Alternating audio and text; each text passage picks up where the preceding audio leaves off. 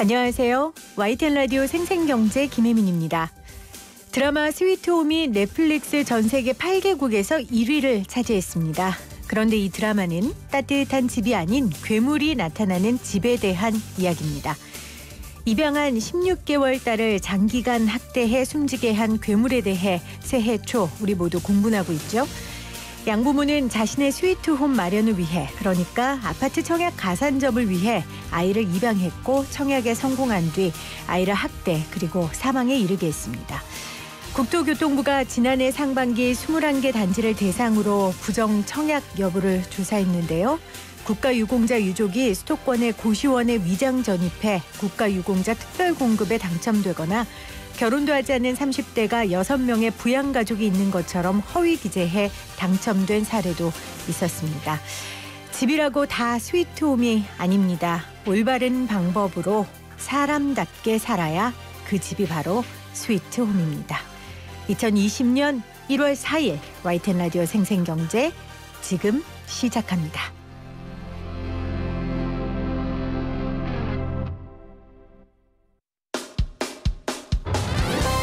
쉽다, 재미있다, 어라?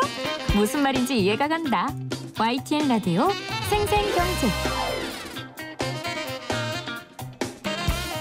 오늘 가장 뜨거운 경제 뉴스를 제일 생생하게 전해드리는 시간입니다. 2021년 첫 생생 인터뷰는 올해 달라지는 세금에 대한 정보로 준비했습니다. 송지용 하나은행 세무팀장 전화 연결됐습니다. 팀장님, 새해 복 많이 받으세요. 네, 안녕하세요. 새해 복 많이 받으십시오. 네. 자, 21년 달라지는 세금에 대한 이야기 나눌 텐데 최근 몇 년 동안 세법이 너무 자주 바뀌어서 어렵다라는 의견이 많아요. 네, 17년 8월 2일 부동산 대책 이후 18년 9월 13일, 19년 12월 16일, 20년 6월 17일 등 매년 굵직한 부동산 관련 정책들이 많았던 것이 사실인 것 같습니다. 네. 이러한 대책 중에는 이제 세금을 통한 정책이 다수 있었기 때문에 그 어느 때보다 국민들의 세금에 대한 관심이 많아진 것 같습니다. 이러한 정책 기조에 따라서 21년에도 소득세, 양도세, 종합부동산세 등 다양한 부분에 있어서 달라지는 세법 내용들이 다수 있으니까 네. 주택과 재테크 등에 관심이 많으신 분들은 기억해 두시는 것이 좋을 것 같습니다. 네. 송지용 팀장님과 함께 저희는 늘 불법이 아닌 합법, 그리고 탈세가 아닌 절세할 수 있는 방법을 알려드리니까요. 여러분 지금부터 귀를 쫑긋 세우시고 들어주시기를 바랍니다. 자, 올해 어떠한 세금들이 달라집니까?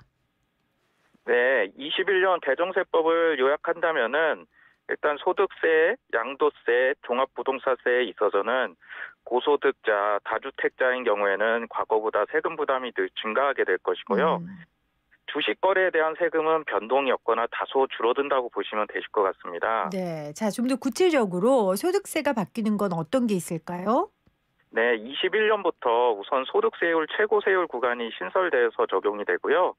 현재 5억이 넘는 소득세 과세표준에 대해서는 42% 세율이 적용됐지만 21년부터는 10억이 넘는 소득세 과세표준에 대해서 45%의 세율이 적용이 됩니다.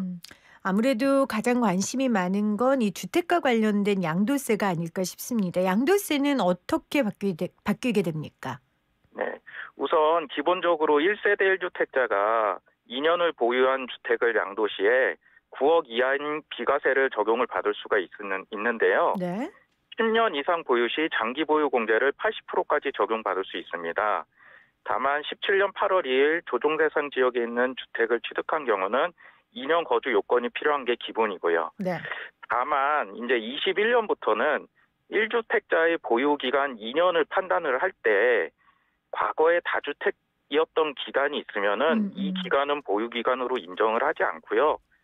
최종 1주택이 된 날로부터 2년을 보유해야 합니다. 네.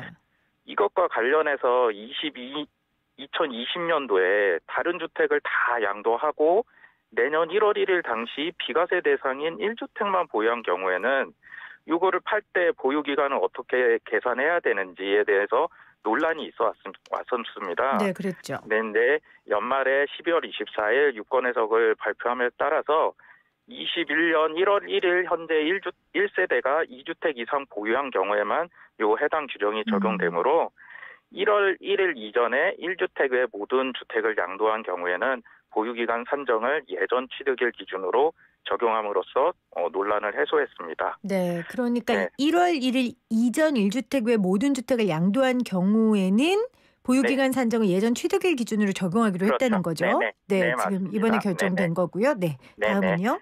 다음으로 1세대 1주택 장기 보유 적용함에 있어서 과거에는 보유기간 10년 이상이면 최대 80%까지 장기 보유 공제를 적용받을 수 있었습니다. 네. 단지 21년부터 양도분부터는 보유기간 10년 이상의 최대 40%, 거주기간 10년 이상의 최대 40% 아하. 장기 보유 공제를 각각 적용을 받을 수 있고요. 아, 실거주 즉, 기간이 조건으로 들어갔군요. 그렇습니다. 네네. 네네네. 즉 보유와 거주를 각각 10년 이상씩 충족해야 기존과 동일하게 최대 80%까지 장기 보유 공제를 적용받을 수 있습니다. 또한 21년 1월 1일 분양권 취득분에 대해서부터는 분양권도 다른 주택 양도 시에 주택수에 포함이 되고요. 법인이 주택을 양도 시에 기존 법인세율에 10% 추가 세율이 적용되었었는데 네네. 21년부터는 20%의 추가 세율이 적용이 됩니다. 네, 자, 주택과 관련된 양도세 올해 어떤 것들이 바뀌는지 지금 들었고요. 듣다 보니까 1주택자인 경우에도 세금을 적게 내려면 준수해야 될 게 많아지는 것 같아요. 네, 위와 같이 좀 1주택자인 경우에도 이제 거주 요건이 좀 더 면밀하게 세법에서 보충이 됐다라고 이해하시면 좋으실 것 같고요. 네. 21년 6월 1일부터는 주택을 1년 만에 양도하는 경우에는 1년 미만의 경우 70%, 2년 미만인 경우에는 60%의 고율의 단일 세율이 적용이 됩니다. 또한 6월 1일 이후부터는 조정 대상 지역 2주택자인 경우에는 기본 누진세율의 20%가 중과가 되고요. 네. 3주택 이상인 경우에는 30%가 중과가 됩니다. 그러니까 1주택자들 중에 이제 본인 집이 있지만 전세로 사는 경우에 생각해야 그렇죠. 될 게 지금 굉장히 많아지는 맞습니다. 거예요. 그렇죠? 네네네. 네. 실제 거주 기간도 필요하고 또 1년 만에 양도할 때는 지금 세율이 굉장히 높아지기 그렇죠. 때문에 네네. 1주택자인 경우에도 굉장히 고민들을 많이 하셔야 될 것 같습니다. 자, 그럼 1주택자 말고요. 부자들 같은 경우에 이제 종부세 관련된 이슈가 있잖아요. 종부세는 네네. 어떻게 변동됩니까? 네, 우선 내년부터 종합부동산 세율이 인상이 됩니다. 2주택 이하인 경우에 최고 3%의 세율이 적용이 되고요. 조정 대상 지역 2주택이거나 3주택 이상인 경우 최고 6%의 중과세율이 적용이 됩니다. 세부담 상한도 조정 대상 2주택 및 3주택 이상인 경우에 전년 대비 300%까지 상한이 적용이 되고요. 네.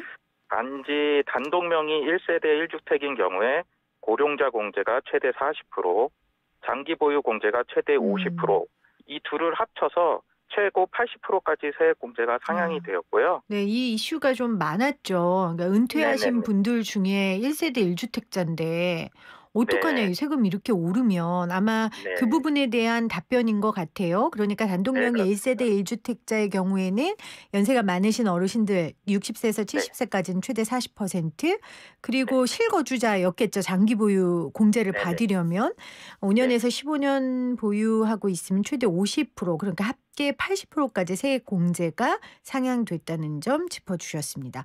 그다음에 이 부부 공동명의는요? 네. 단독 명의 1세대 1주택과 부부 공동 명의 1주택인 경우에 종부세 부담에 있어서 형평성 문제가 있었거든요. 네네. 그래서 그 부분을 해소하기 위해서 연말에 이 부분도 개정이 이루어졌고요.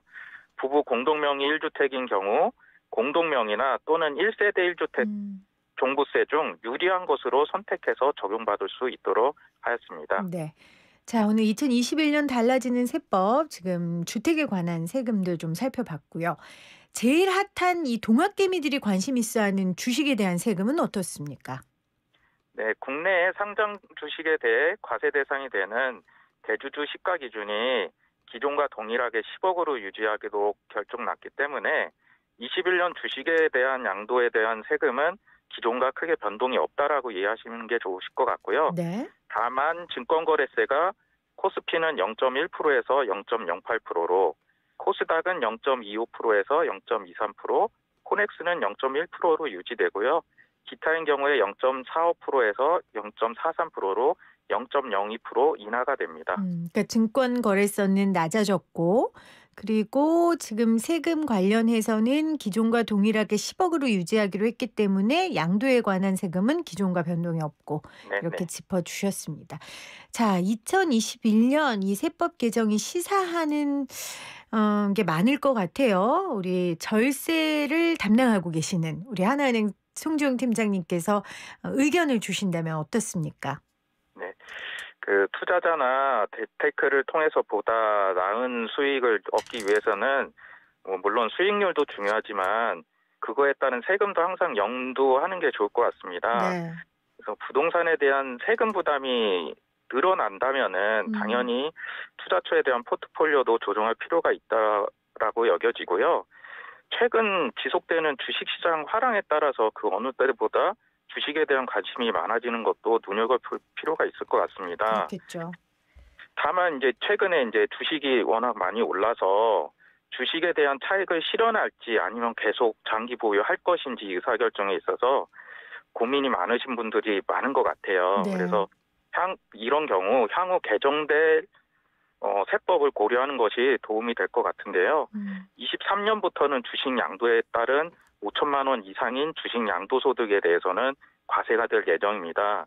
그래서 자녀에게 증여 계획이 있다거나 하게 되면은 절세 방법으로 주가가 더 상승하기 전에 주식으로 증여하는 것도 고려해 볼 시점이라고 판단이 됩니다. 세금이 늘어날 수 있으니 양도에 따른 세금이 늘어날 수 있으니 차라리 주식으로 그렇습니다. 네, 증여하는 걸 고려해 봐야 할 때다라는 얘기까지 해주셨습니다. 네, 오늘 하나은행 송지용 세무팀장과 함께 올 한 해 바뀌는 세금에 대한 정보 들어봤습니다. 팀장님 고맙습니다. 네, 감사합니다.